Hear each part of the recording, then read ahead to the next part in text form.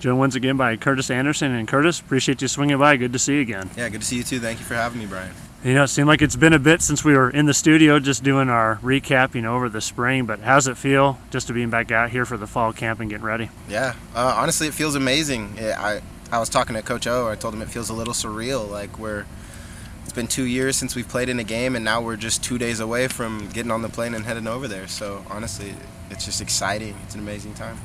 How different was the field too, getting back in August, because you knew we had a lot more different sight going on, the perspective, because in the spring we kind of knew we were going to have that spring game, but now this time you knew you were looking forward to an actual season. Ahead. There was definitely a lot more certainty. It's easier to let yourself get excited now because obviously the pandemic itself isn't over, but things are open, people are moving around, games are gonna be played, and so yeah, just being there and knowing like, okay, we got our schedule, we know who we're playing, we know the guys we're lining up against week one.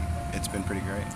Yeah, I've been seeing you guys out there for some of the scrimmages. How kind of you assessed that so far with how the guys are looking? So I think we look really strong. Overall as a unit, just how far along we are, I really like. It's been, honestly, both sides of the ball. It's you come back after 2 years and you expect there to be some downtime, some lag, and just guys needing to really relearn things and figure things out playbook-wise, but it really hasn't been much of that at all. I guess we owe it to good leadership, dudes who know their stuff. Coaches have been solid. It just feels like we're all kind of back. We all know what we're doing. The new stuff is getting picked up well, but none of the old stuff was really forgotten, or guys needed big refresher courses, so that was good. I was going to say, how vital was that to have, leadership like you guys, you back, and several other guys in key position? Because, when you're not playing for a year, that can get lost. How nice was it to have a lot of those guys keep that continuity going? Yeah, I think it was, especially, like you said, for the situation of the pandemic, I think it was imperative. I mean, if you have a guy like JP who you think of it now, we have 2 freshman classes, we have so many guys just in general in the program, and then so many young guys who need to learn, and so many young guys who need to be ready to play right away. So it's like to have a guy like JP at backers who already knows every spot that the backers need to be, that they can look to, that they can immediately get help from. Myself, Manetti, Joey, we've been doing this for a while, so DB wise we're able to kind of extend ourselves and help line up younger dudes or dudes who haven't gotten a ton of reps. And I think on the offense you see the same stuff. Obviously they're younger on the offense, but I mean, Wordley isn't young in terms of he's been here for a while. He knows what the system is. He's a focused kid. So I think they pretty much have the same thing going on over there with, him and Keese, Omar, guys like that.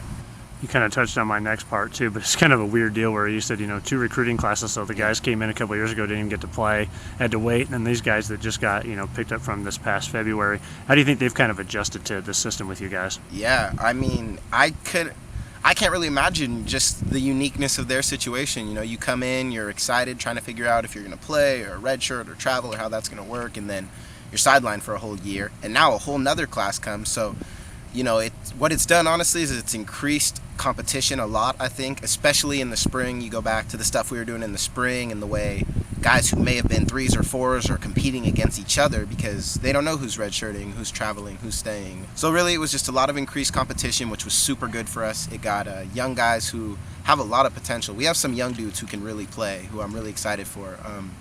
A guy like Malcolm is a great example of a dude who he maybe wouldn't have had that opportunity to show just how good he is and how ready to play he is had this whole pandemic thing not happened and he'd been kind of thrust into a role in the spring. So fortunately we were able to see that, and now we know he's going to be a stud here for the next 4 years. So it was just like everything else with the situation. It was some sort of blessing in disguise there and some good to take from it for sure.